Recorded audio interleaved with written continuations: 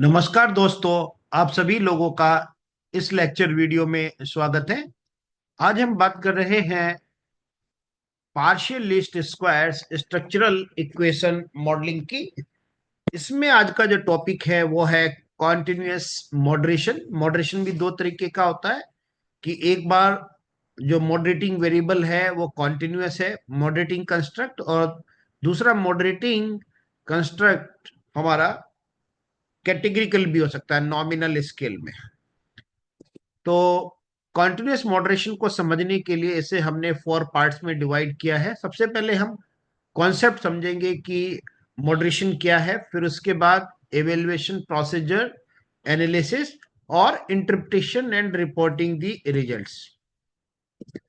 तो moderation basically एक ऐसा वेरिएबल है, मॉडरेटिंग वेरिएबल एक ऐसा वेरिएबल है जो डिपेंडेंट और इंडिपेंडेंट वेरिएबल्स, या मैं एक्सोजीनियस कंस्ट्रक्ट और एंडोजीनियस कंस्ट्रक्ट के रिलेशनशिप को ये चेंज करता है। मान लीजिए अभी जो हमारा रिलेशनशिप है वाई, ये आपका एक्स एक्सोजीनियस कंस्ट्रक्ट हो गया और ये वाई एंडोजीनियस कंस्ट्रक्ट। तो जो मॉडरेटिंग कंस्ट्रक्ट है वो इस, अगर मान लीजिए अभी विदाउट मॉडरेटिंग इफेक्ट ये जो रिलेशनशिप है सिग्निफिकेंट है एक्स और वाई के बीच में, तो मॉडरेटिंग वेरिएबल इसको नॉट सिग्निफिकेंट भी बना सकता है।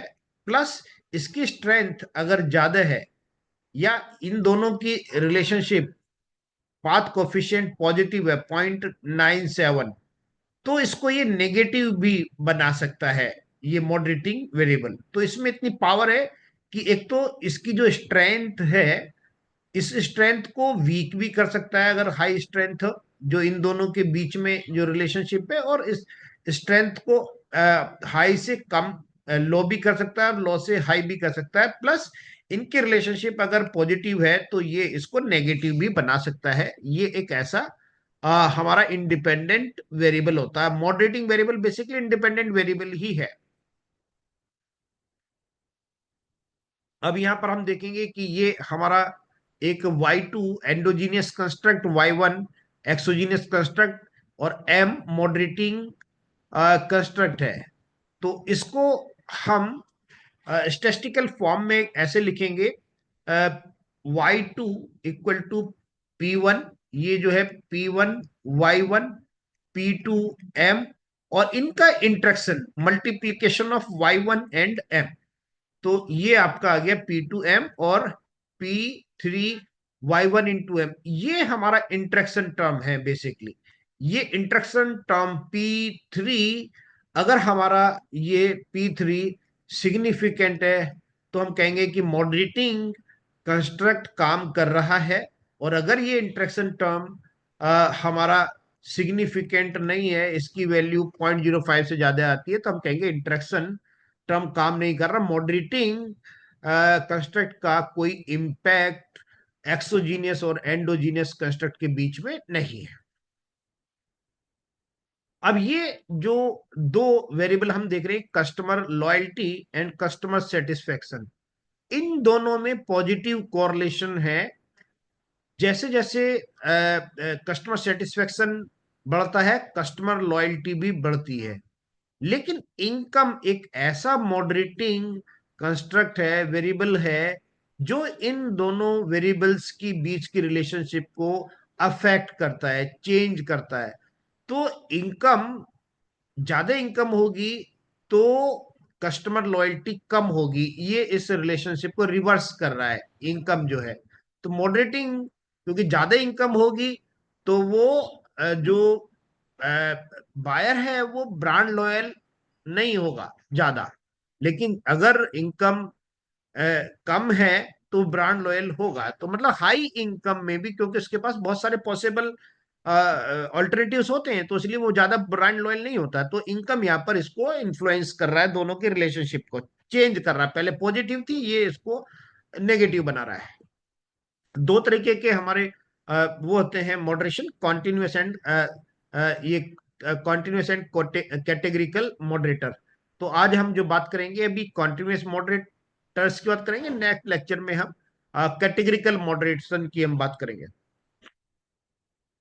तो continuous variable is considered to be the moderating variable, that is variable that affect the linear relationship between independent and dependent variables।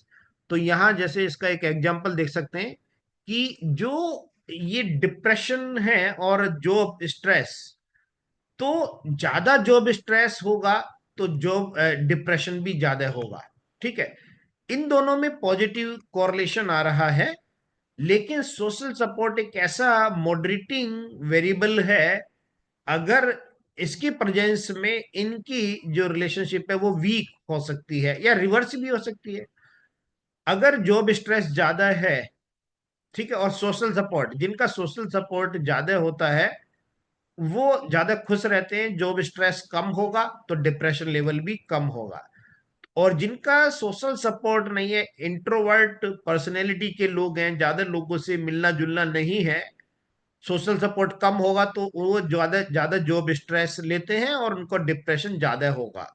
तो यहाँ पे ये जो सोशल सपोर्ट है मॉडरेटिंग वेरिएबल कंटिन्यूस है ये, और ये इन दोनों की रिलेशनशिप को चेंज कर रहा है। मतलब अगर ये हाई स्ट्रेंथ है, इन दोनों में पॉजिटिव कोरिलेशन हाई है, जैसे मान लीजिए 0.98 आ रहा है, तो इसको ये कम भी कर सकता है, ये 0.123 वीक भी कर सकता है, और इसको रिवर्स भी कर सकता है, माइनस में भी कर सकता है।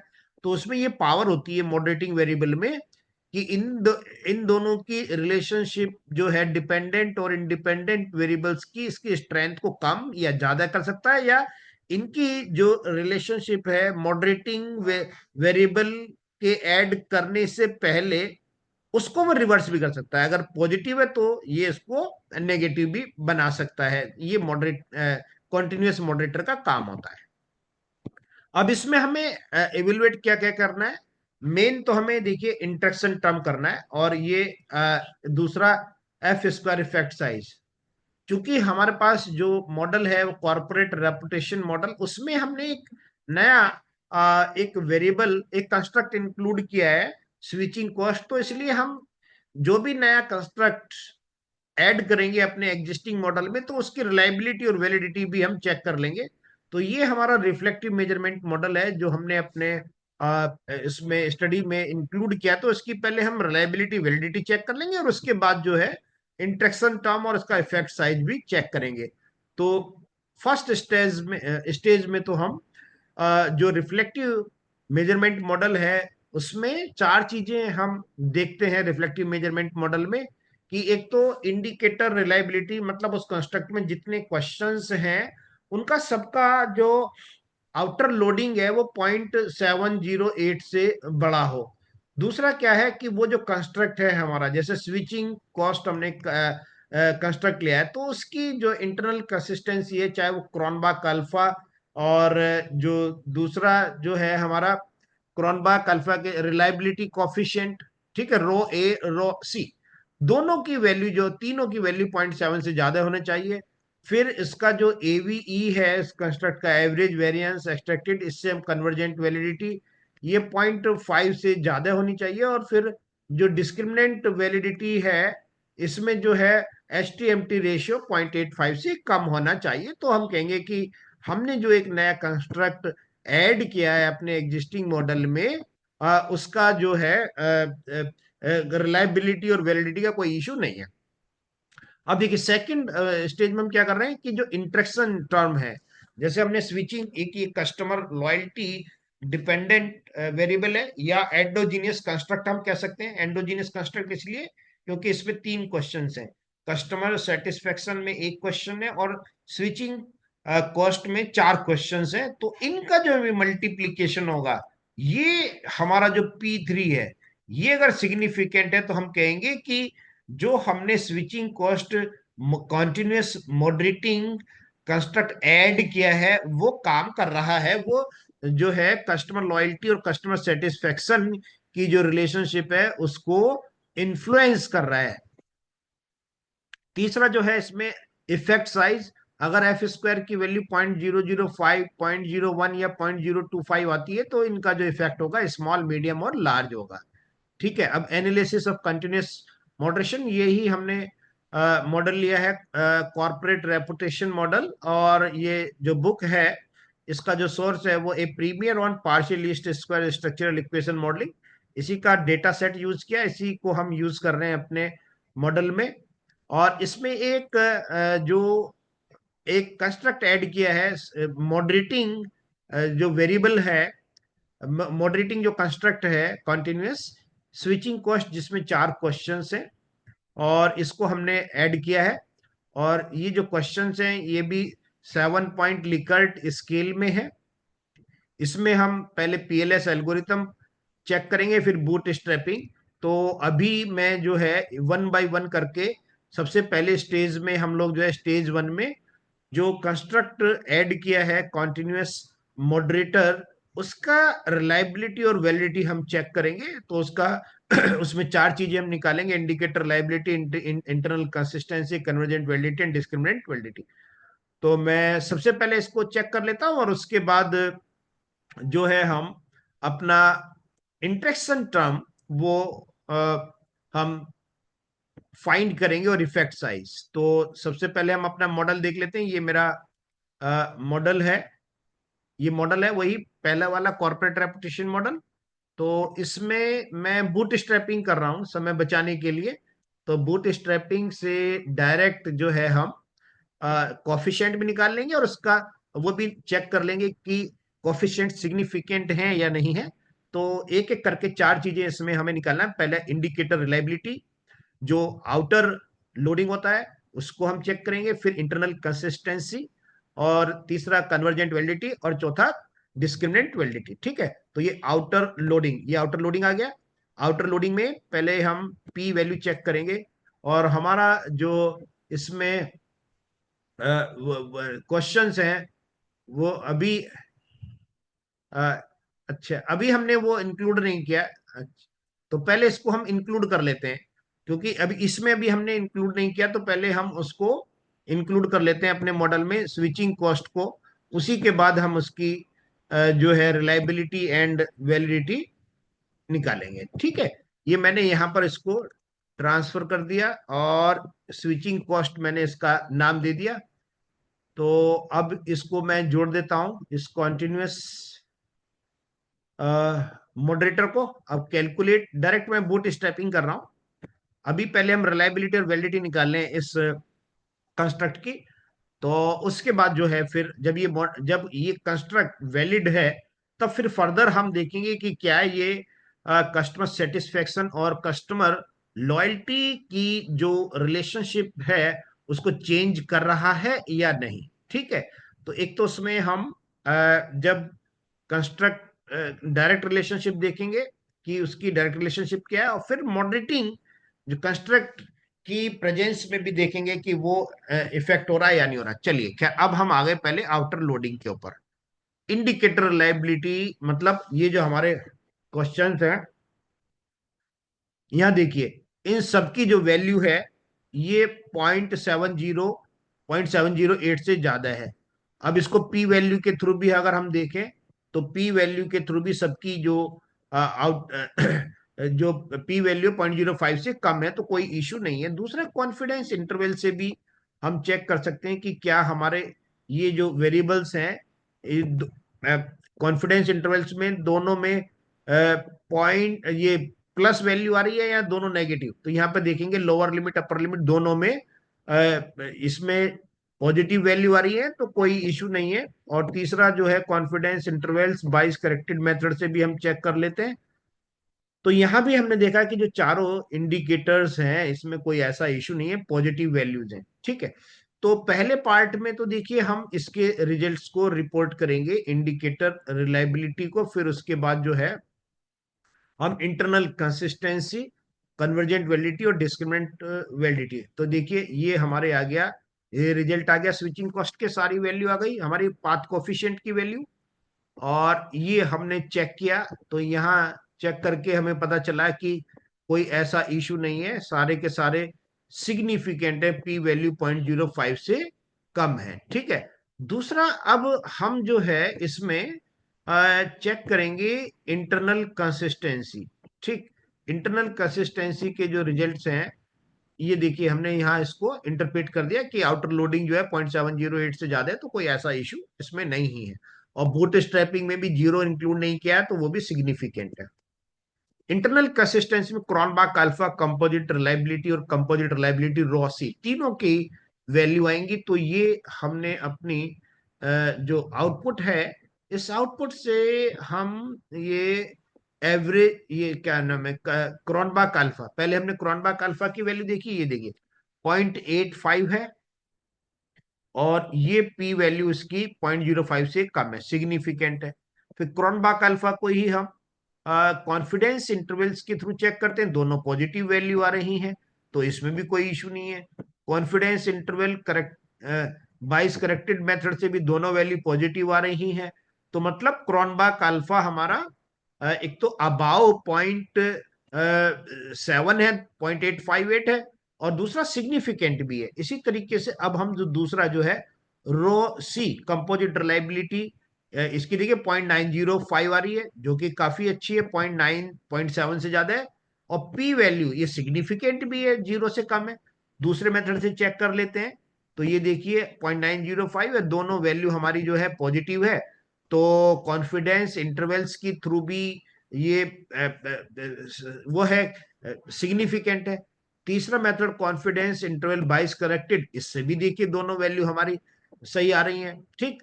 तो अब तीसरा जो है इंटरनल कंसिस्टेंसी रो ए, जिसको हम बेसिकली कहते हैं कि ये हमारा गुड रिप्रेजेंटेटिव है। ठीक है ना।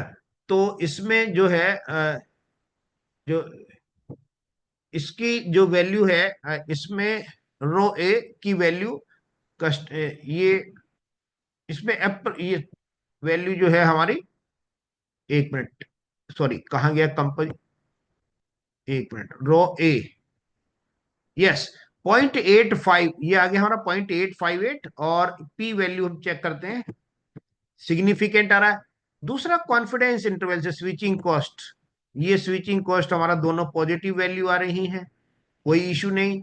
कॉन्फिडेंस इंटरवल्स 22 करेक्टेड, इससे भी ठीक आ रहा है। तो तीनों में से वैसे रो ए के रिजल्ट को हम रिपोर्ट करते हैं, क्योंकि ये हमारा मिडिल में है, क्योंकि क्रॉनबैक अल्फा अंडर एस्टिमेट करता है और रो सी ओवर एस्टिमेट करता है, तो ये इसकी मिडिल वैल्यू की वैल्यू जो आएगी उसके बीच में आती है। और यहाँ पर हम चेक भी कर सकते हैं कि इसकी जो वैल्यू है, आप देखिए यहाँ रो ए की value between Cronbach alpha and rho C के बीच में है ना। तो ये तो मोरलेस दोनों सेम ही है, ये इससे ये ओवर एस्टिमेट करता है 0.905, तो ये हमारी रिपोर्ट। चलिए, अब हमने इसको बूट स्ट्रैपिंग के थ्रू जब चेक किया, तो स्विचिंग कॉस्ट हमारा जो है पी वैल्यू 0.05 से कम आ गया, और ये दोनों पॉजिटिव आ रही हैं, तो ये रिपोर्टिंग का तरीका है।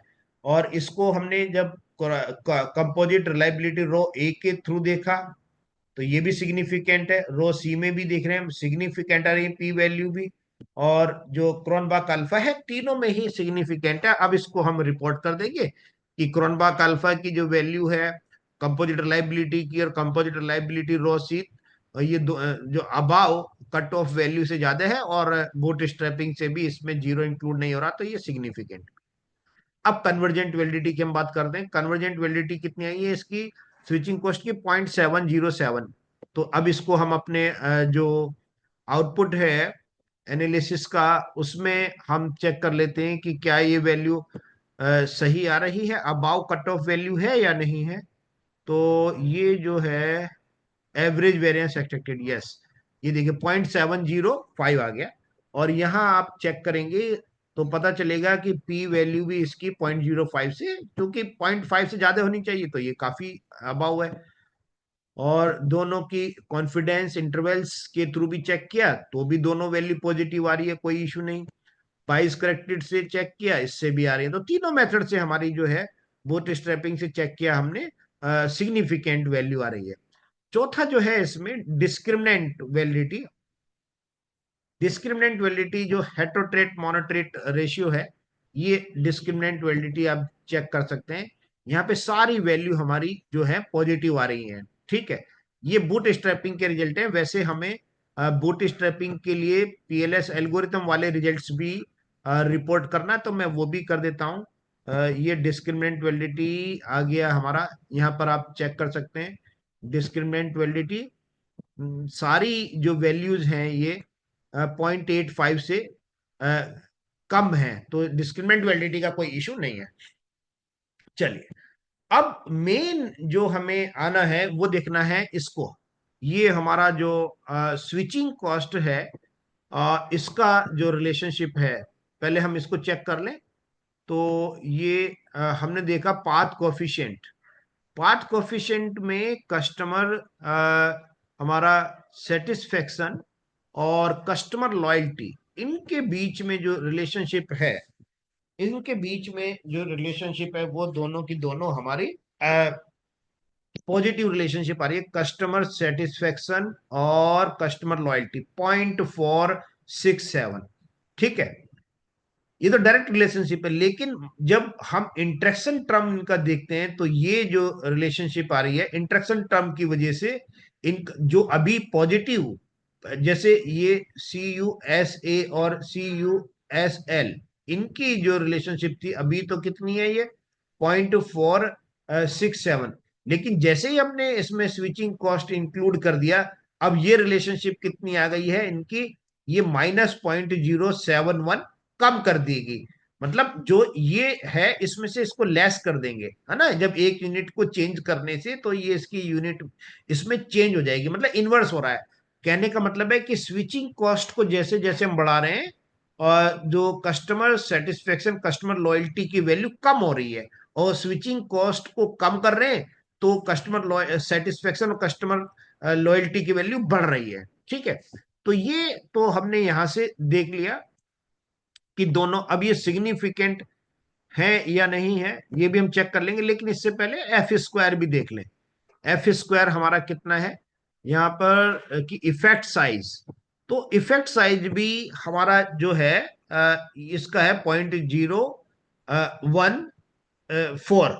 ठीक है, और इफेक्ट साइज जो पहले था बिना मॉडरेशन के 0.32, तो इफेक्ट साइज भी कम हुआ है। अब ये सिग्निफिकेंट है या नहीं है, ये दोनों चीजें हम देखेंगे बूट स्ट्रैपिंग से। तो मैं एक बार बूट स्ट्रैपिंग और कर लेता हूं, इसके बाद जो है फिर हम इसका इंटरप्रिटेशन करेंगे कि एक यूनिट चेंज करने से कितना चेंज उसमें जो रिलेशनशिप है एक्सोजीनियस और एंडोजीनियस की, कितना उसमें चेंज आ रहा है। ठीक है,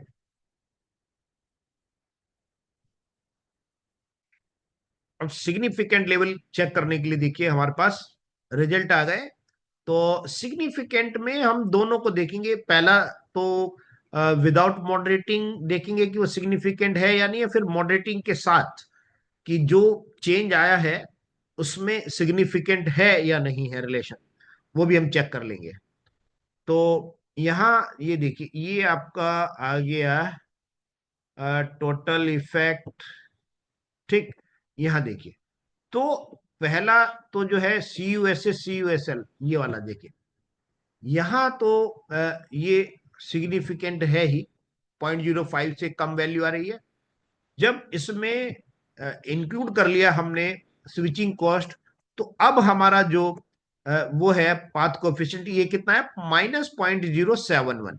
ठीक है, और ये सिग्निफिकेंट भी देखिए, पी वैल्यू 0.022 आ रही है, 0.05 से कम है, मतलब सिग्निफिकेंट है। और तीनों मेथड देख लेते हैं, कॉन्फिडेंस इंटरवल के थ्रू भी देख लेते हैं। पहले तो CUSA, ये तो खैर है ही, इसमें तो कोई दो राय नहीं है, ये तो हमारे दोनों सिग्निफिकेंट आ ही गए विदाउट कॉन्टिन्यूस मॉडरेटिंग का। और इनके बाद जब हमने इसका देखा, ये भी सिग्निफिकेंट आ गया। क्योंकि दोनों वैल्यू नेगेटिव आ रही हैं, या तो दोनों पॉजिटिव आ जाए लोअर लिमिट अपर लिमिट की तो सिग्निफिकेंट आता है, या दोनों नेगेटिव आ जाए तो भी सिग्निफिकेंट होता है। अगर जीरो इंक्लूड हो गया, एक माइनस एक प्लस, तब हम कहेंगे सिग्निफिकेंट नहीं है। तो यहाँ पे देखिए हमारे जो टोटल इफेक्ट आ रहा है वो सिग्निफिकेंट आ रहा है। डायरेक्ट इफेक्ट भी हम देख सकते हैं, तो उसके रिजल्ट्स भी हमारे जो है सिग्निफिकेंट आ रहे हैं, ये भी देखिए 0.02।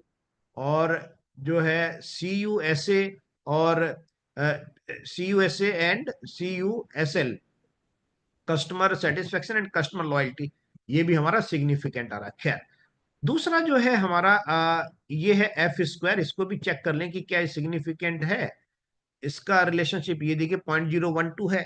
तो यहां हमने चेक किया, ये 0.28, ये सिग्निफिकेंट नहीं आ रहा, लेकिन इसको हम दूसरे मेथड से भी चेक करेंगे, कॉन्फिडेंस इंटरवल से भी। लेकिन इसमें यहां पर सिग्निफिकेंट आ रहा है कॉन्फिडेंस इंटरवल्स में, तो हम कहेंगे सिग्निफिकेंट है। दूसरा कॉन्फिडेंस इंटरवल बाइस करेक्टेड मेथड से भी हमने चेक किया, ये भी सिग्निफिकेंट आ रहा, दोनों पॉजिटिव वैल्यू आ रही है। अब इसे रिपोर्ट कैसे करें, कैसे हम अपने रिसर्च पेपर में लिखें, ये अब हम और समझ लेते हैं।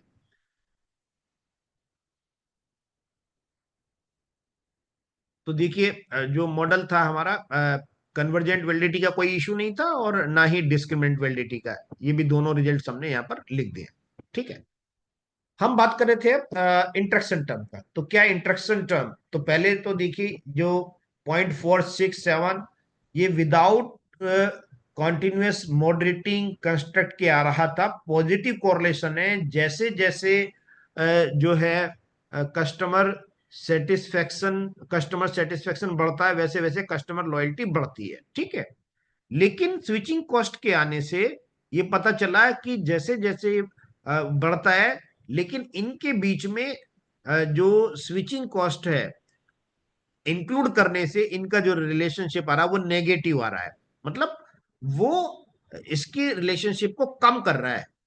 अब अगर हम कस्टमर सेटिस्फेक्शन, जैसे एक यूनिट अगर हम चेंज करेंगे इसकी स्विचिंग कॉस्ट की, तो -0.071 कम होगा कस्टमर सेटिस्फेक्शन और कस्टमर लॉयल्टी की रिलेशनशिप में। यहां देखिए, ये बूट स्ट्रैपिंग के रिजल्ट हैं दोनों, इसमें कोई इशू नहीं है। द पी वैल्यू और कॉन्फिडेंस इंटरवल्स दोनों ही हमारे सिग्निफिकेंट। अब यहां पर हम कह रहे थे interaction term has negative effect, ठीक है ना, कस्टमर लॉयल्टी पे कितना, -0.071। द सिंपल इफेक्ट CU ऐसे customer satisfaction and customer loyalty 0.467।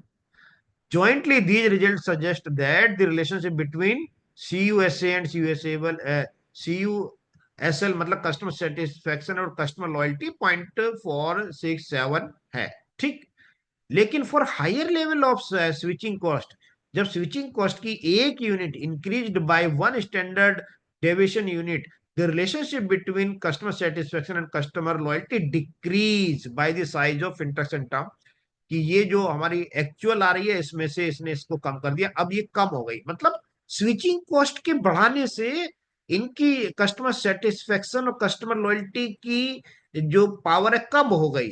तो वही काम करता है, स्ट्रेंथ को ये कम कर सकता है मॉडरेटिंग वेरिएबल, या इसको ज्यादा कर सकता है।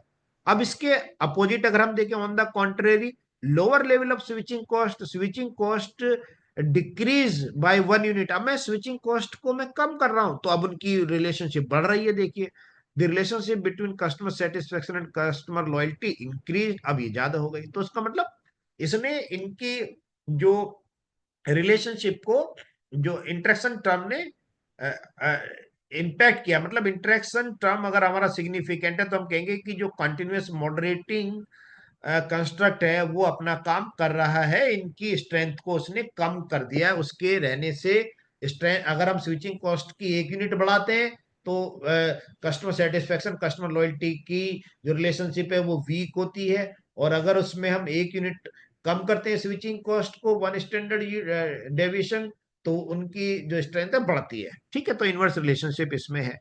और ये इसका हमारा interaction term simple slope plot है, जिसमें हम देख रहे हैं कि जो मिडिल वाला है वो स्विच, ये मीन वैल्यू है, और ये ग्रीन वाला अबाव वन स्टैंडर्ड यूनिट है, और बिलो वाला वन स्टैंडर्ड एविएशन का है।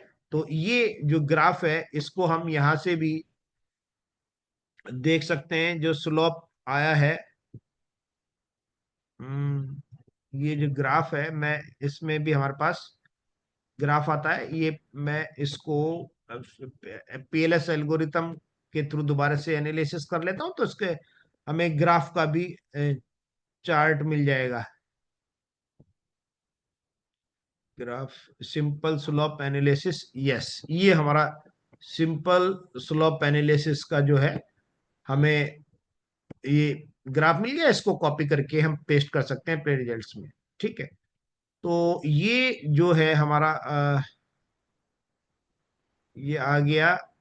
अब मैं बात कर रहा था इसकी, ये जो ग्राफ है, तो ग्राफ हमें क्या बता रहा है कि जो ये आगे जाके इंटरसेक्ट होंगी लाइनें, कि जो ब्लू लाइन है वो हमारा जो है मीन वैल्यू है स्विचिंग कॉस्ट की। एक ग्रीन वाली अबाव वन स्टैंडर्ड डेविएशन है, अबाव जो देख रहे हैं +1, और नीचे वाला ग्रीन जो रेड है वो बिलो, मतलब वन स्टैंडर्ड डेविएशन लेस करके। ठीक है, इसका जो इंटरप्रिटेशन का तरीका, the relationship between customer satisfaction customer loyalty, the middle line represent the relationship for an average level of moderating variable switching cost. The other two line represent the relationship between customer satisfaction and customer loyalty for higher and lower, ठीक है, level of moderating variable. अब इसका तीसरा जो है हमारा effects, ये 0.014 आया था। अब ये सिग्निफिकेंट है या नहीं, ये हमने बूट स्ट्रैपिंग से चेक कर लिया, पी वैल्यू से सिग्निफिकेंट नहीं आ रहा, लेकिन जो कॉन्फिडेंस इंटरवल्स और बाइस करेक्टेड मेथड से सिग्निफिकेंट है। और ये जो है मीडियम इफेक्ट होगा, इसको मीडियम इफेक्ट बोलेंगे 0.015 को, क्योंकि इसमें जो कट ऑफ वैल्यू दी है 0.005, 0.01 से अगर बड़ा है तो मीडियम, और 0.025 से बड़ा है तो हाई इफेक्ट होगा। तो ये यहाँ पे इन्होंने दिया है 0.005, 0.01 and 0.025 as small, medium and large effect. ठीक है,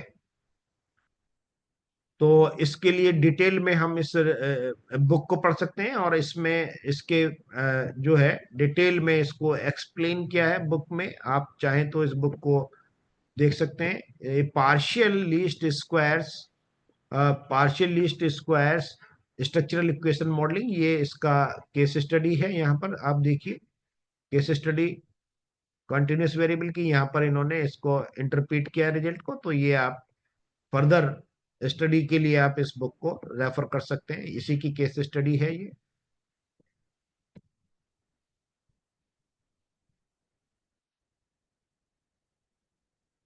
तो थैंक यू वेरी मच।